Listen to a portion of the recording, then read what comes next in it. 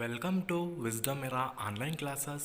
आज हम देखते हैं सर्वनाम, सर्वनाम का अर्थ, सर्वनाम की परिभाषा, सर्वनाम के भेद। सर्वनाम।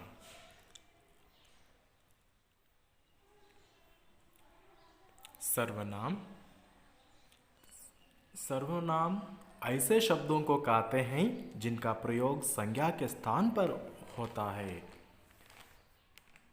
संज्ञा का अर्थ है नाम, सर्व का अर्थ है सब, सर्वनाम का अर्थ है सबका नाम। परिभाषा हम देखते हैं।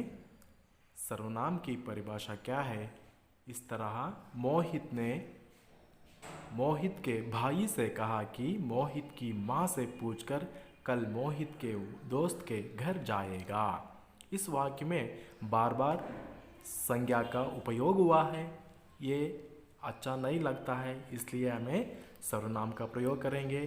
मोहित ने अपने भाई से कहा कि वो माँ से पूछकर कल अपने दोस्त के घर जाएगा। देखो यहाँ बहुत बढ़िया दिख रहा है, खूबसूरत दिख रहा है ना वाक्य। अब चलते हैं सर्वनाम के भेद पर। पहला, पुरुषवाचक सर्वनाम। दूसरा, निश्चयवाचक सर्वनाम। तीसरा, अनिश्चयवाचक सर्वनाम। चौथा, प्रश्नवाचक सर्वनाम। पांचवा, संबंधवाचक सर्वनाम। छठवां, निजवाचक सर्वनाम। पुरुषवाचक सर्वनाम का परिभाषा क्या है हम देखते हैं।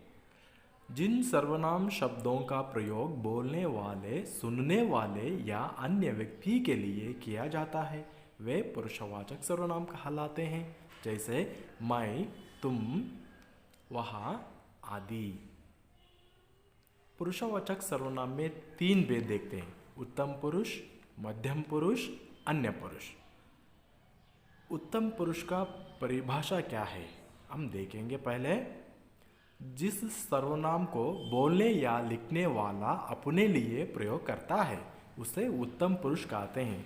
जो अपने लिए उपयोग करता है, मैं टीवी देखूंगा, हम 5वीं कक्षा में छात्र हैं, मेरा नाम अनिल है। चलते हैं मध्यम पुरुषवाचक। जिस सर्वनाम को बोलने वाला सुनने वाले के लिए प्रयोग करता है उसे मध्यम पुरुषवाचक सर्वनाम कहते हैं। उदाहरण, तुम चित्र बनाओ, आप इधर बैठिए।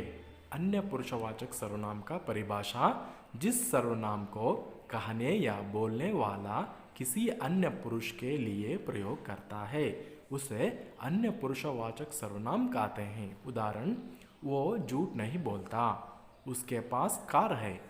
निश्चयवाचक सर्वनाम का परिभाषा, जो सर्वनाम किसी व्यक्ति अथवा वस्तु का निश्चित बोध कराते हैं वे निश्चयवाचक सर्वनाम कहलाते हैं। उदाहरण, यहाँ किसी की टोपी है, वे हमारे दादा दादी हैं। ये उदाहरण है निश्चयवाचक, पर्टिकुलरली बात कर रहे हैं ना उसी व्यक्ति को। निश्चयवाचक। अब चलते हैं अनिश्चयवाचक सर्वनाम पर। अनिश्चयवाचक सर्वनाम, जिन सर्वनाम शब्दों से किसी निश्चित वस्तु अथवा व्यक्ति का बोध ना हो उन्हें अनिश्चयवाचक सर्वनाम कहते हैं। उदाहरण इस तरह है, कोई गाना सुनाओ। यहाँ देखिए, कोई पर्टिकुलर नहीं बता रहे, कुछ रुपये माँ को दे दो। कितना रुपये पता नहीं है ना। पार्टी खत्म होते ही सब चले गए, कौन पता नहीं, कौन चले गए, कौन थे वो पता नहीं है ना। यह अनिश्चयवाचक है ना। अनिश्चय के रूप में हम बात कर रहे हैं। अब चलते हैं अगला, तीसरा, प्रश्नवाचक सर्वनाम। जिन सर्वनाम शब्दों का प्रयोग प्रश्न पूछने के लिए किया जाता है उन्हें प्रश्नवाचक कहते हैं। उदाहरण देखते हैं, यह टीवी कौन लाया। यहाँ प्रश्न पूछ रहा है ना, तुमने क्या खरीदा। यहाँ भी प्रश्न पूछ रहे हैं, ये प्रश्नवाचक सर्वनाम कहते हैं। अब चलते हैं संबंधवाचक सर्वनाम। जो सर्वनाम शब्द वाक्यों में आए संज्ञा या सर्वनाम का संबंध बताते हैं उन्हें संबंधवाचक सर्वनाम कहते हैं। उदाहरण देखते हैं आगे। जो परिश्रम करेगा वह सफल होगा। देखिए यहाँ संबंध सूचित कर रहे हैं ना। बच्चे वही कहानी सुनेंगे जो नहीं हो, वही जो, देखिए वहाँ रिलेटेड बता रहे हैं। चलते हैं नेक्स्ट। निजवाचक सर्वनाम, जो सर्वनाम निज यानी स्वयं के लिए प्रयोग किए जाते हैं वे निजवाचक सर्वनाम कहलाते हैं। अब देखते हैं निजवाचक सर्वनाम के उदाहरण। मैं यहाँ कार्य स्वयं कर लूँगा। देखिए अपने के बारे में बात कर रहे हैं ना। वह खुद ही चला गया, अपने आप चला गया। यहाँ पर यह है सर्वनाम। घर में अच्छी तरह याद कीजिए, कुछ अनुमान आए तो फ़ोन पर पूछिए। धन्यवाद।